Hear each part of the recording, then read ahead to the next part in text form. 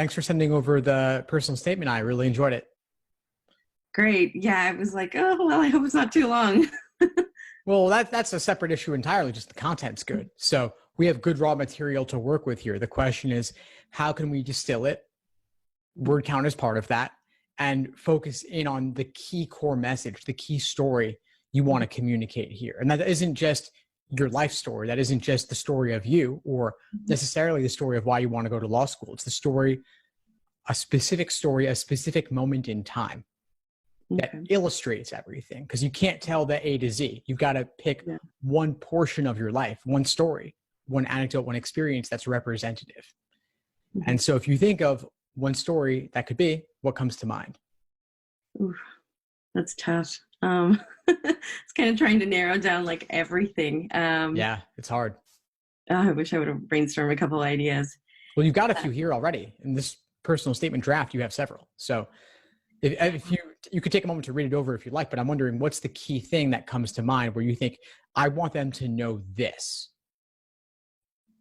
Well, I think with that, I kind of, I was going back and forth as I was writing this, because part of it too is I don't know where I should be focused that makes my point come across. And in the sense, I'm thinking out loud, sorry. That's fine. Thinking more of, is it relevant to really even discuss like my background as an immigrant? Or should I really be focused more on, let's say, maybe in the workplace, right?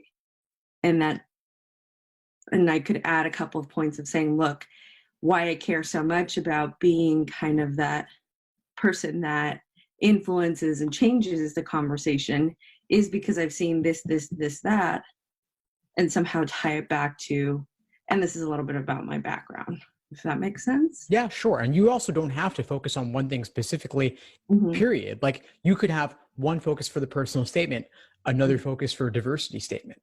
So if you want to talk about your background as an immigrant, you can save that for the diversity statement, and that frees you up to do something else for the main personal statement. Okay. I think that makes a little more sense for me. You could also flip it. I'm like, how am I going to squeeze all of this in like 2 pages? Yeah, you don't have to. The personal statement ideally is often 2 pages, double space. Lengths can vary, but you could save the story of an immigrant background for a diversity statement. And then you, like I said, you use something else for the main personal statement, or maybe you have 2 things that could be diversity statement topics and you choose one for the main statement, the other for the diversity. You have a lot of freedom. You have a lot of flexibility. Some schools even let you do a 3rd essay or in anything else you want to tell us. And of course, that's meant to be something compelling. You don't want to just throw something in for the sake of throwing it in. But if you have something that you think is worthwhile to share, that's important to share, then you have the freedom to do that. Okay. All right. Yeah, I'm just trying to figure out like how am I going to disperse it out, because I feel like I could hit different points right in life from, seeing people and trying to get resources for them more in the workspace than my own personal stories, which are very different too. And I think that was the same challenge too, right? Submitting a video for your scholarship. It was like, how do I get this under 5 minutes? Yeah, it's hard. It's hard to try and do everything. And so the only way to win that game is to not play that game and instead say, I'm not going to try and cover everything for a law school personal statement. You can cover a key specific thing, diversity statement, something else. And then the resume, you trust they'll see everything else there. While you mentioned the resume on a tangent, I was a bit curious. I've heard a couple people say that, if you have something additional to tell the admissions committee, you should put that in an addendum, particularly because I've noticed that they don't really look at much of like any graduate degree that you've done, like any GPA in that realm. I think it's something like nice to have, but obviously I'm considered a non-traditional student now because I've been out of school for like more than 10 years. Right. Yeah. So is it suggested to mention it somewhere along the lines of either statement, personal statement or diversity statement? Or I wouldn't necessarily feel an obligation to, because they'll have your transcripts. they'll have your resume. They'll be able to see that you have a graduate degree. They'll be able to see the GPA associated with that degree, but that's not factored in for LSAC's calculated GPA. So whatever the number is, even if it's a 4.3, it's not going to have that much of an impact to boost your odds overall, because the numbers that count to them are the numbers that go to the ABA, that go to the US News rankings. And so that's kind of what impacts everything, unfortunately. So for better or worse. So what I would suggest is focus on your story. And if there's something that warrants an addendum, you could certainly write that, but it would typically be something that's a little bit more atypical than simply having a graduate degree GPA that's higher than your undergrad. Okay. All right. Yeah, because I feel like I've been out of the academic world for a little bit. So it's kind of like, okay, well, yeah, I have work experience, but let's revert back. Like, let me go back to my academics. And it tends to be a little bit difficult as you've been away out of school for a while. Sure, of course.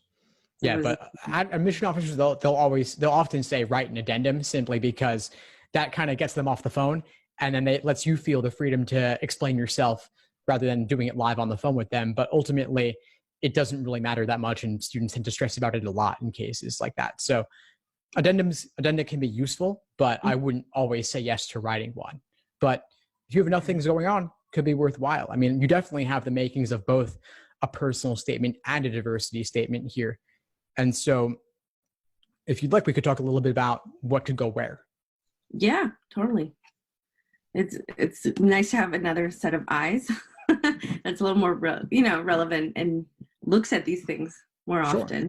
Yeah, sure. I'm happy to help. So we talked a little bit about the option to do a diversity statement on your background coming from an immigrant family, being an immigrant. Is that something you would be interested in doing? I think so. I think that would be of value. And since, I think you've made it very clear of separating the stories, I think it would much be easier as well to follow. Because that was the challenge I was also seeing when I was reading the personal statement, was that I'm jumping from different topics. And I know you want to make it as smooth of a read as possible. Yeah, exactly. So if you were to pick a separate main personal statement topic out of what you've shared in your draft here, what might that be? I think as a separate personal statement, somewhere along the line of the interdisciplinary scope of somehow connecting my education with like my interest of helping people, if that makes sense. I think I went along the long route. I'm looking at my personal statement at the same time. I went the long route of like describing my undergrad. And then I touch upon a little bit of my conversations at work, right, in the casino industry. Okay, so tell me more about those conversations specifically in the work context. I think in work context, since I work in HR, I get a little bit more exposure of the sensitive issues that are happening on properties, anywhere from labor disputes because people feel unsafe in the workplace, to concerns about managers not understanding the workforce, because you've got a lot of line level employees who, most of them are actually immigrants. A good majority don't speak English, or it's not proficient enough. And then it's a challenge of working with management that doesn't also connect with them. And then you start to see things break down. I used to help them with applying for like emergency funding. They were going to get evicted or had other personal issues going on. You start to see leadership making certain decisions for them that I think with a different lens, you ask, why would you do this? And it's as simple as booking buses when it was election time and getting them to go out and vote. What communication were you sharing with these employees? Some of them are Spanish speakers. What type of relations are you having with a culinary union? They're big here in Las Vegas. Smaller things as, how are people even interacting one-on-one with the employees that are coming in to help? Sometimes it's that really subtle type of racism that exists sometimes in those settings, or it's a property president asking me like, are you a DACA student? It raises a couple of eyebrows because it's their lack of exposure. I think sometimes, and a little bit of the presumptions they already have. So I've kind of been that outlier of having to be kind of the translator, mediator in between, because I have that additional lens of I speak Spanish, I'm Hispanic, and I've been used in that sense to kind of translate things for people, because they also don't understand where is the employee coming from at times, because they're kind of really set in their lens, or hey, maybe we should look at these couple of organizations to include in our green fair. It can come down to even the smallest things on property, where they want to share the goals of like Green Advantage, which is being eco-friendly, right? Because we have a property goal, we need to meet it strategically for the company. But they're not thinking of maybe other types of nonprofits that affect the different types of populations across the company. I mean, even sometimes with internal disputes of employee relations, sometimes you kind of see how they're just speaking two different language on two different wavelengths. Wow. And I let you speak everything there. I could have jumped in a couple of times because I think you got what you needed, or we got what we needed, but I wanted to let that run because you were getting even more great material right there. And given that we are recording this conversation for YouTube and the podcast and such, one of the benefits is that you can go back and rewatch all of this and transcribe it. And this could be your personal statement. Like what you're giving me here is gold. And none of this was in your draft. You just had one throwaway line about casino executives that didn't really have any color or detail to it. But this, to me, shows that you have real exposure to labor law. You might not be a labor attorney, but in your role in HR, you're coming across a lot of things that fall into perhaps a gray area, or maybe they cross the line sometimes in terms of violations, or maybe they're not technically violations, but maybe they should be. And somebody needs to be advocating for these workers. And I get the sense that you sense some injustices, and that might be part of your motivation for wanting to go to law school. And if you can show what you've been exposed to in a real world sense, that not that just you're vaguely motivated by a sense of justice due to outrages that you see in the current events in the news, like that's nice. And there are plenty of applicants like that who are justly motivated and have good reason to want to go to law school, but their reasons are not nearly as compelling as yours, because you have actual exposure, not just in the past couple of weeks since the national news has gotten this story in the headlines every day. It's about you've gotten exposure for who knows how long, weeks, months, years, potentially. And you've been on the ground 8 hours a day or more, maybe, getting exposed to what's going on. And so if you can talk about that with all your references to specifics, but also then maybe highlight one or two specifics in detail, this particular worker, what was going on for him? Where did they cross the line? Where did you want to do more, but you couldn't because your management, you're not one of the workers, if I'm correct on that. That's one possibility. Yeah. So I would be thinking about that. And that could take up your entire personal statement. Okay. How does all that strike you? I like where this is going. Yeah. I guess my only, and I guess that would just come down to how I write it.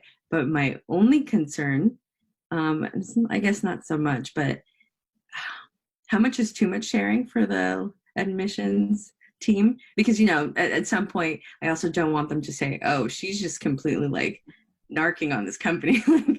I mean, I won't mention the company, but they'll see it on my resume, obviously. And I don't want to come across as also just, well, these are all the things I didn't approve of, because I want it to sound more constructive. This is why I'm passionate about doing this type of work, right? Being that type of advocate, being the person who's involved, discussing and kind of working towards having a better policies, perhaps even internally. Sure. That's a reasonable concern. So I think you're right to be aware of that. And so a couple of things, obviously they will see on your resume where you work and all of that. I wouldn't necessarily feel the need to name that company in the personal statement specifically. You can anonymize or keep some of the details vague if you want, or maybe change them if they're insignificant in some way, just to truly anonymize and protect everybody involved. But I do think it's important to address some specifics so they can see the sort of stuff that's going on. And then you can also say that it's not about this one company. Maybe this is endemic to the entire industry. Maybe you've gone to conferences or you've spoken with others at other casinos where they've seen similar things going on, or maybe there's a lot of this going on in Nevada in general. So you could broaden it a little bit to make it clear that this isn't just like you want to get revenge on this one company. It's really about much larger issues going on that you've been made aware of due to your work, and you want to be part of the change. And you can obviously, of course, end on a positive note and on a high note in terms of the work that you're looking to do. But a lot of applicants run into the problem of simply making it far too vague, and they'll spend half of it talking about the goals for the future and the work they want to do, but they haven't actually done any of it yet. And many are idealistic before law school, but then once they have all the student loans, they change their career path afterwards. But if you have that work experience prior for X number of years, the larger X is, the more evidence you have of what that you actually want to do what you say you want to do. I think you bring up a good point too, that I was concerned before writing the personal statement of, how much do I need to be speaking about future goals? So I think you brought up a great point that, I should really focus on a couple of examples of, today's world, right? In the workforce, what have I seen? And I don't know if you would suggest me mentioning something, maybe a goal or two. I don't want to sound too idealistic as well. I think I did that when I was younger. And I held off on applying to law school for a while. Sure. Yeah, and I do think that if you can tie it specifically to what you've done already, that's more compelling, it's more believable, and we'll have more faith in the fact of in you actually doing that going forward. But you don't have to have a specific detailed plan of attack because things change. You haven't actually been to law school yet. And so you may be exposed to new things, or maybe some things you want to do aren't feasible due to the laws, but others are feasible. And then obviously changing the laws is a whole separate conversation. Easier said than done, of course. But if you can at least give them a general sense of directions you might want to take it in, that's fine. And you can also say that you want to learn more about how you would go about advocating for those in need. Okay. I think that sounds like a really good game plan. Awesome. So there you have it. I think this is the makings of a fantastic personal statement.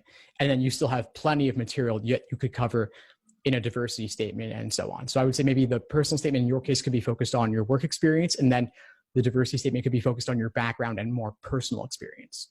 And then depending on how that goes, maybe you have space for a third thing somewhere else. Okay. All right. That gives me a good kind of set of a roadmap on how to write this, because it's, you're trying to explain, really, this is why you need to consider me for law school. And there's just so much to include, and yet such small space. Yeah. 2 pages. Fantastic. Any other questions for today? I think you gave me a pretty good plan to follow. I'm taking notes as well of kind of how to proceed with the personal statement, at least. I think the diversity statement, would you also suggest that I just stick to maybe like 2 broad points, 3 points? It all depends on exactly what those points are and how you're going about it, to what extent they tie together. The more they tie together, the better. But also know there's always that trade-off of breadth versus depth. So consider that as well. Okay. Is there, and I mean, this is me just coming up with the idea. Do you know of any resource, maybe online, or a forum maybe, of students kind of discussing maybe what they've submitted previously? Not that I'm not interested in copying anyone else, but more of a sense of kind of how they're phrasing their essays, or how they're, what topics are they looking at, discussing, what are they submitting? Yeah, sure. Absolutely. A couple of things. One is that you can always post in the LSAT Unplugged Facebook group and get support from others on the personal statement, diversity statement, and such. A lot of times folks will trade statements back and forth to review each other's and edit each other's and offer feedback. I've also put together a book of real personal statements that I'm happy to send you. And these aren't the most perfect statements, but they're real, and students applied with them. And they give you a sense of different ways people approach the question. I think that would be helpful. Just kind of get a sense of what others have done before. I think for me, it's kind of looking at how they structured it. What points how did they, really use it and continue the story on. It's kind of more of looking at the example, right? Awesome. I'm very Okay. visual. Sure. So for me, it's kind of like, okay, that's how it looks. Got an idea. Fantastic. Whatever works. So this was great. Before we sign off, what would you say is the biggest insight you got from our call today? I think the biggest insight is one, well, having another person, right? That is, you're in the field of tutoring people. So kind of what to look for. I think that's the major point. But to that, it's really being able to take all of the mess that I wrote and kind of deciphering it out and saying, hey, look, this is the road plan. This is kind of how it should look like. And I think the key points that you've made of really sticking to the work example, kind of having me walk through it and kind of focusing on that for the personal statement, that's super helpful. Because I think I was really stuck on that. It's how do I edit this down when it's really two different things? Great. Well, please keep in touch and let me know if you need anything moving forward. Well, thank you so much. I really appreciate it. Thanks for tuning into the show. Please subscribe if you haven't done so already to be notified of new episodes as I release them. And feel free to reach out if you need anything at all as you move forward with your prep. I'm happy to help however I can. In the meantime, I'll wish you all the best and take care.